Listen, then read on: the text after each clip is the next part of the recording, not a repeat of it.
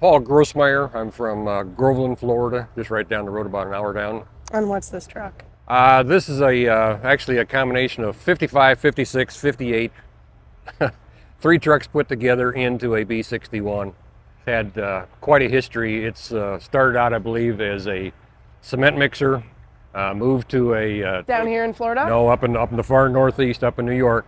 We had a wrecker on it for a while. And back in the early 2000s, like 2000, 2001, a guy up there had this restored for him. They took the wrecker body off, stripped everything down, swapped out a couple cabs and things on it, and finally put this back as a semi-tractor. And it took about 20 years to get from there down to here. I found it up in Tennessee about a year and a half ago and brought it down from up there because I needed a truck to pull my AC over here.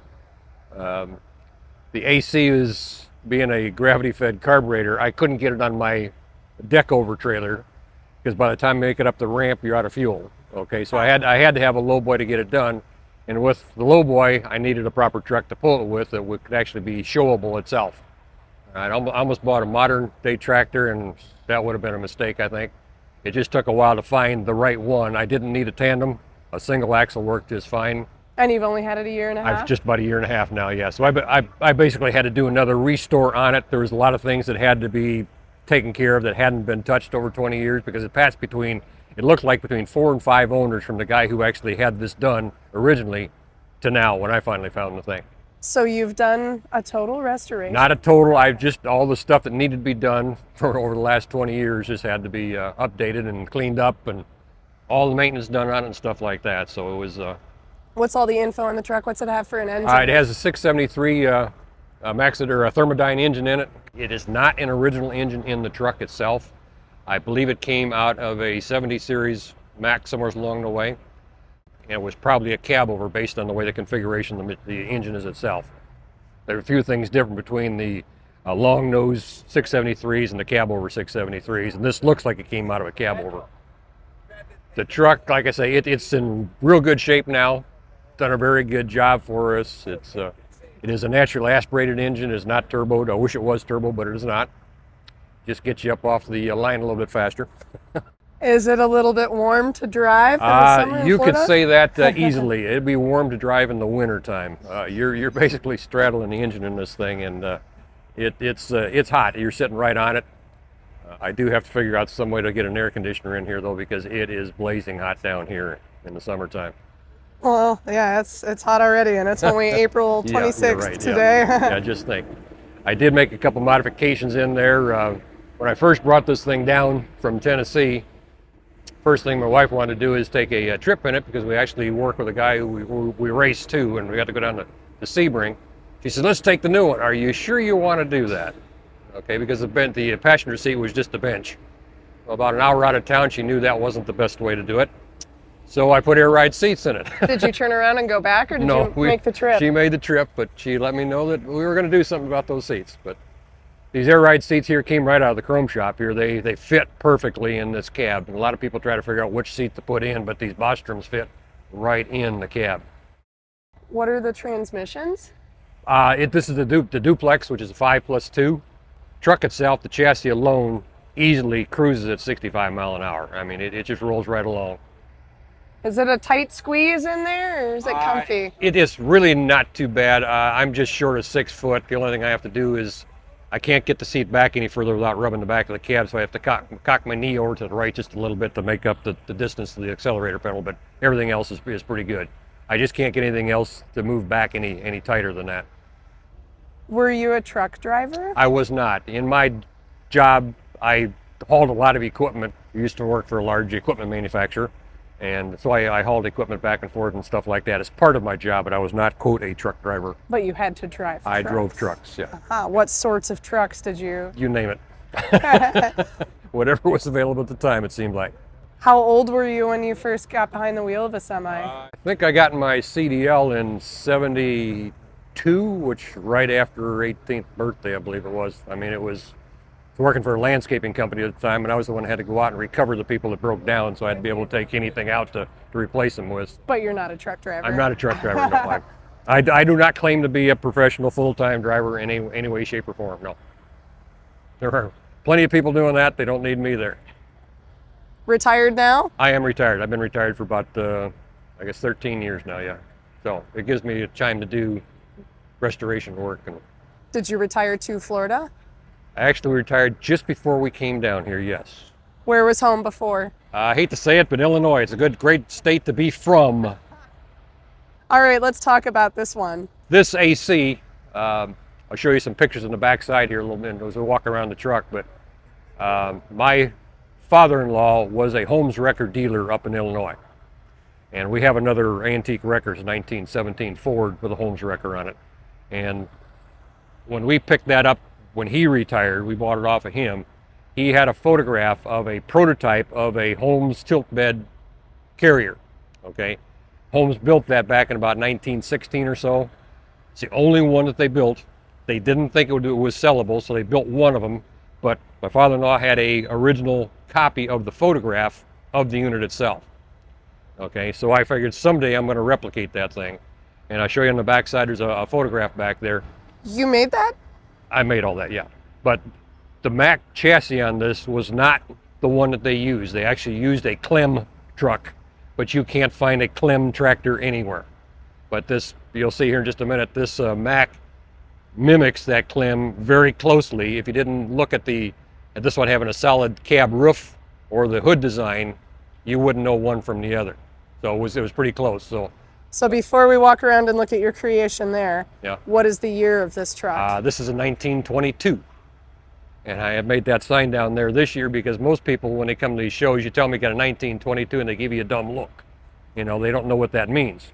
They can't subtract 22 from 25, get 3, add to 100, and there you go. So, I mean, that basically stands out. It's 103 years old this year. And did you have to restore this? I had to restore it. I'll show you the original where I looked like when I bought the thing. It was a total restoration on this one. What powers one of these? This is actually a Mack 4-cylinder gas engine. It's a 471 cubic inch engine though, so it's a 5x6 bore on this thing. The compression is just mind-boggling. You're looking at the starter right there underneath the license plate. That is the only way to start it. It is a gut buster. So you have to crank it. It's a crank start only, and it can do some damage turning this thing. The compression is still very high on this, and what was lucky, this chassis sat out in California, is where we picked it up from, down in the Fontana area.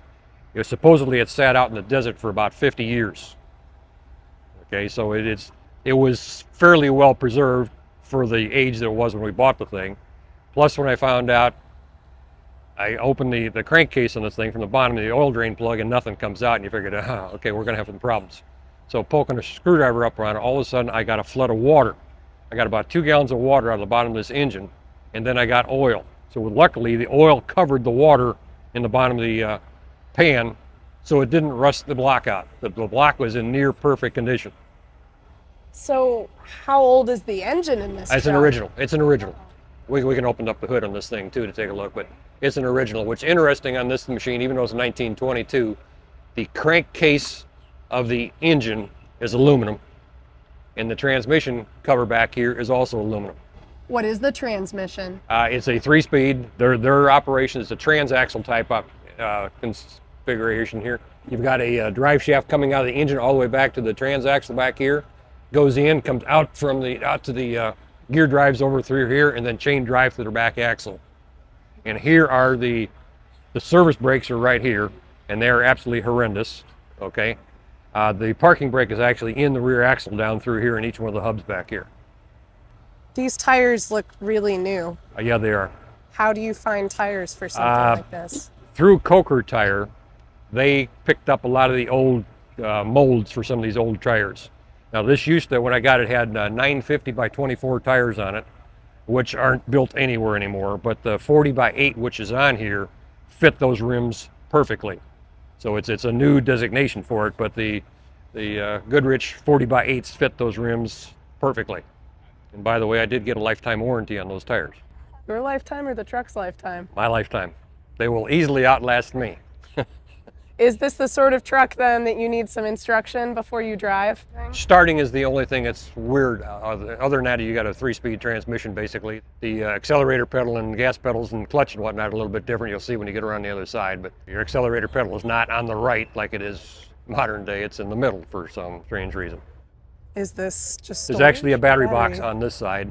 There is a generator into the engine in here. It was only to run lights and stuff like that, which is very low usage, obviously.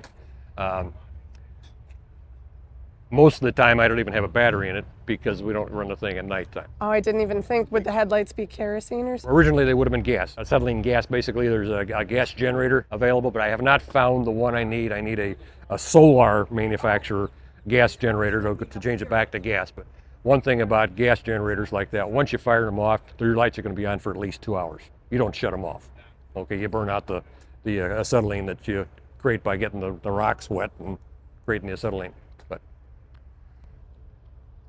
All right, let's go around and look at this homemade system.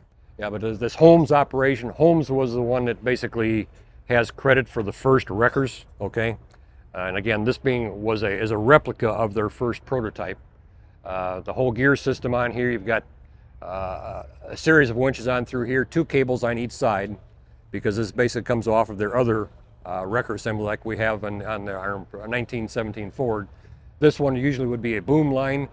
This one here actually is a 21-to-1 ratio going in through here because it goes to the back end through a gear package, comes back out, and then you're pulling cables through the bottom here while you're making that move off the drum. And this one over here is a 4.5-to-1. So this gear, 4.5 times to make it 1 revolution around here. But if you turn this one, you get 21.5 going all the way through. So it gives you pretty good pulling power, but it's all mechanical. And you had to find this off of a different... Yes, I actually found this particular one up in northern Tennessee. A guy who had one for sale up there and he couldn't sell it. And that's the one I needed, and went up there and could totally reconfigure that to fit this design that is on that photograph. The truck itself came from your father-in-law. No, the chassis itself came from a guy out in Southern California near Fontana. He had a 5-acre field of old trucks that he was trying to sell before he died. He wanted them saved, not trashed, okay?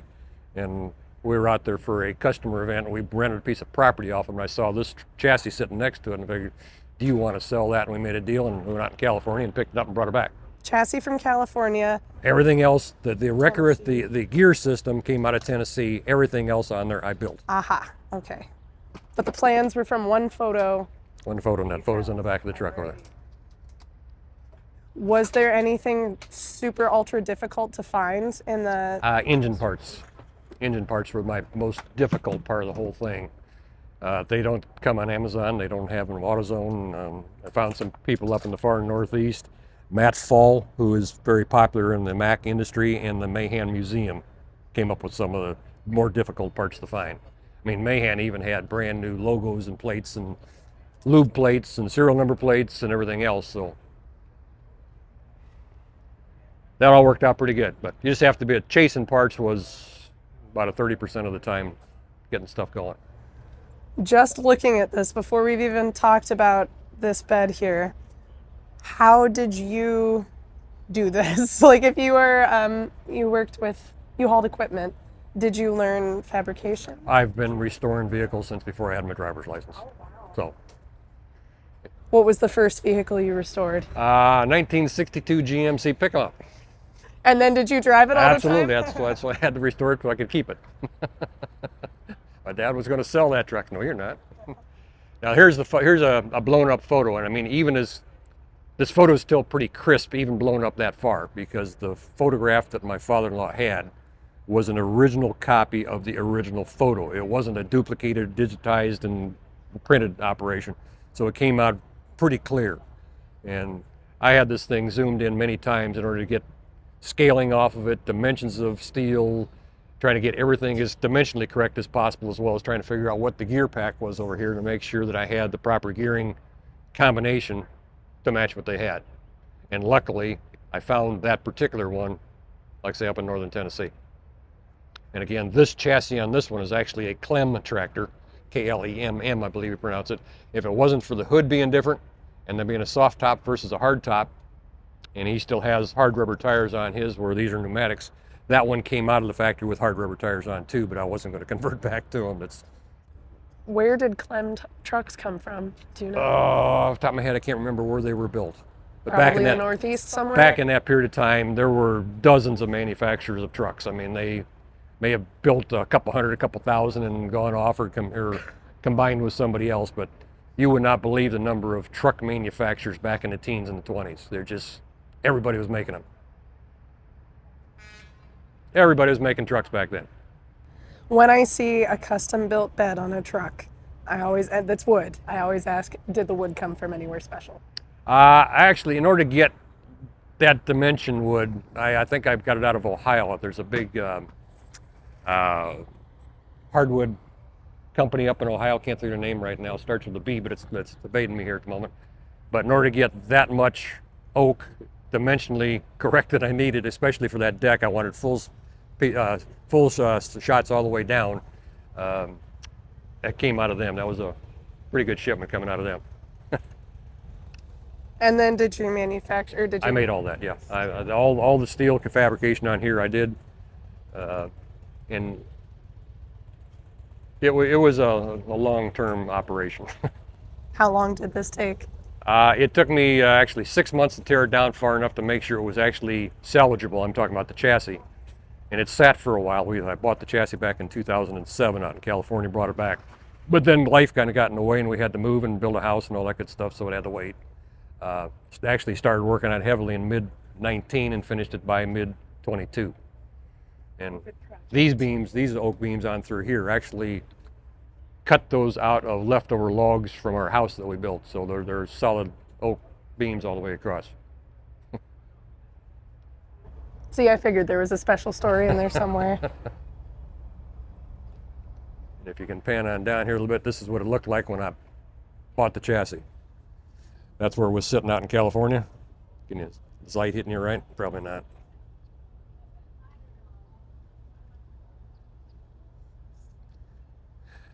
That's where we're sitting. Like I said, there's probably had 25, 30 old trucks in that field, and it was next to the field that we rented from, and I figured that truck is close enough to what I'm looking for, and I was loaded up, and wife and I drug her back home.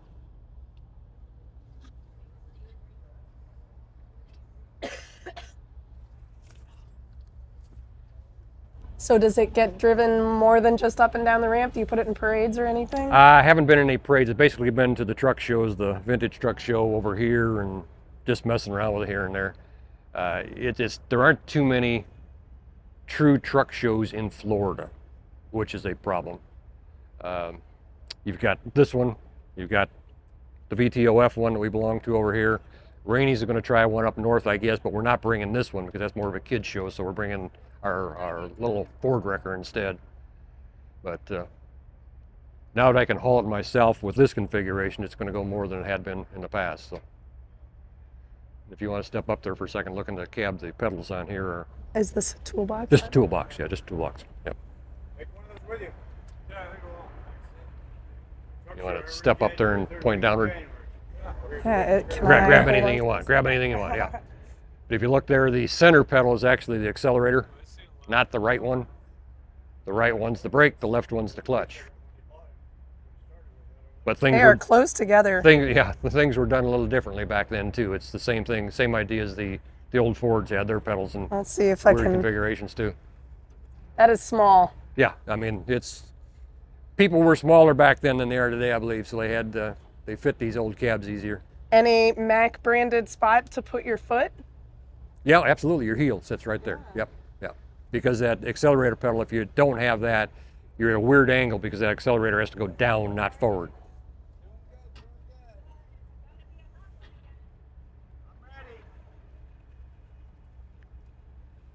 Seats were made by my wife's cousin, who was an expert upholstery man.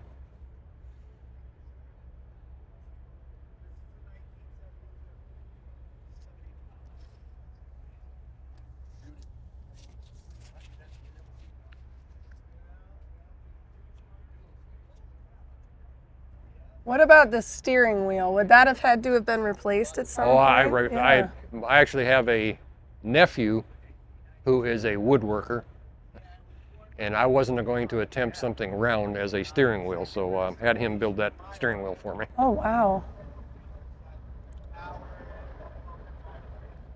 Yeah, the original steering wheels on those were some type of a fiber of some sort, and it was pretty well rotted out. Doing some climbing today.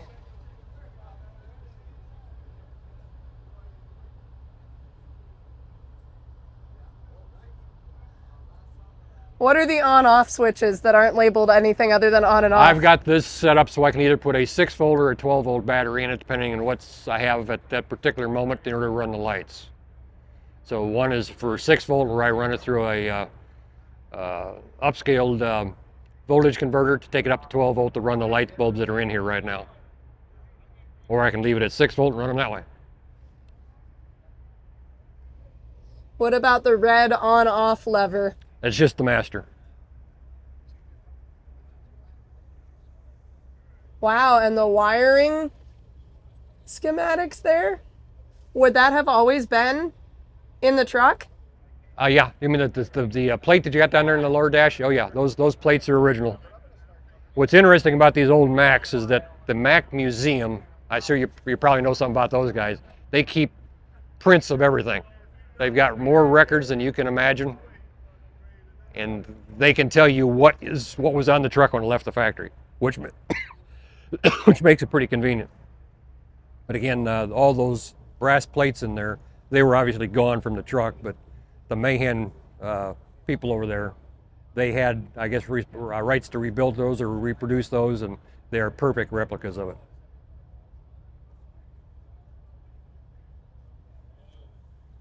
And I'm sure you get a lot of attention when you bring both of these out, especially together. Yeah, this is actually the first time it's been shown loaded. The last time we unloaded, and the trucks were parked next to each other, but it was unloaded from the trailer. What's the farthest you've taken the B? Well, bringing it back from Tennessee was the furthest trip it's been. From here, it's been to all the way down to Sebring. It's been to the Brooksville. This is the furthest north loaded with this thing. Now you mentioned opening. We can open that, yeah. Yeah, we can, yeah.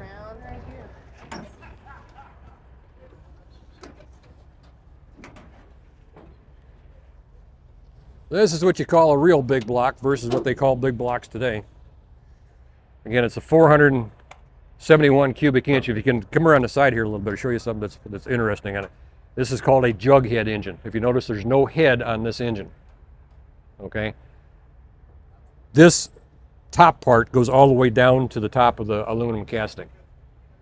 This is basically a full single piece. All pistons have to go in the bottom before you mate this to the block. So it's called a jug head. And the only access you have to the jug, other than from the bottom if you pull the pistons out, you've got the 4 ports up on top for the valves all the way across. So these unscrew here and you can pull your valves out from the bottom, bring them right out the top and whatnot. But a jug head engine is very weird as far as today's technology is concerned. Is it something you were already aware of, or did you have to learn while you worked on this? I knew it had a jug head engine, but there's things here that you learn, obviously, when you actually get your hands on one of these things that is quite interesting. Being that this thing was sitting in the desert for that long, most of the valves were stuck in some position open, so all those had to be pulled out and cleaned out, guides all cleaned up and stuff like that. Here's your water pump. All right, here's the magneto. It is hot. We had to send it up to a company up in Maine called Mainly Magnetos to rebuild it. It's such a strange bird. Did a perfect job. I almost hated to put it on here because the thing looked like it was a showpiece when he got done with it. And again, the crank start on through here is all the way. You hit 4 compression spots here, here, here, and here going around, and it's a hard compression. You can try it when you get done here. See what you want to do here, but it's a tough one. Also, the radiators on here are the 2 stacks back on the side over here. You got 1 stack over here. It's actually a radiator you see from the side, and another one over here. There's an empty port in the middle. In the earlier models from like 16 through 18 and 19, the fan actually was in the middle of the 2 radiator cores. Well, on this one, the fan is now a big squirrel cage in the back of the flywheel at the back of the engine down there, which blows up through the center and out the sides. So it's a unique operation, but it was pretty popular back in that time to get the radiators away from the front. There's all kinds of stories about why that was, and some people are claiming that the people who still had horse-drawn trucks, if you will, they would back their horse up to these radiator machines and have them kick the radiator to shut the truck down. But that's once you can't prove it one way or the other. But the French did a lot of those with the radiators out and back, and the bigger trucks in this period of time did the same thing to the back end. But it's just a different configuration. I love the LED lights in here. It's just it glows out really the front red. funny. It just and this copper. Yeah, that's all copper line in there. Yeah, and I didn't pull out a lot of the dents that are in there because it's more, that's the way it was. Well, I'm just thinking that makes this look the 103 years old. I mean, if some of these people restore trucks better than they were when they came out of the factory, I don't quite agree with that myself. I'd prefer to make it look good, but not necessarily make it look better than it was to start out with. So every once in a while I polish up the copper and whatnot, but other than that, it stays as is. Copper and brass. Copper and brass, yeah. And what about the actual chassis? What's it? It's all steel, and you can see the steel marks on there from Bethlehem Steel on the rails when they clean them all off and whatnot. So it's all American made. There's not an import by any means. Are these the wheels that would have been on it, or would it have No, had it came out solid rubber from the factory, okay, which had a slightly different wheel inside of it, but they were solid rubber from the factory. I just don't want to go back to solid rubber. This thing rides hard enough as it is. And if you could find these pretty easily, there you go. At least they were available, yes. I'm not sure finding solid rubbers are as easy nowadays.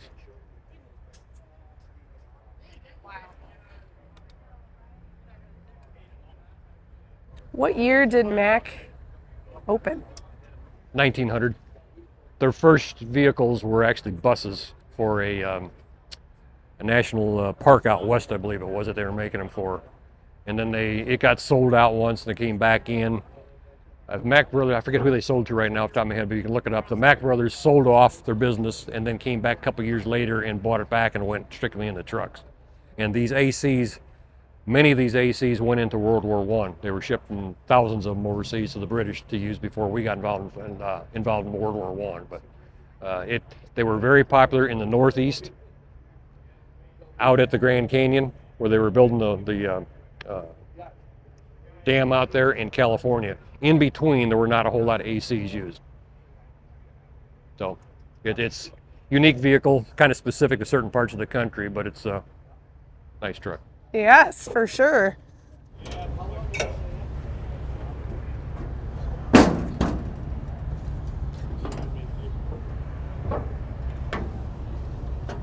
You're a professional. Have you done this before? No. Just kidding.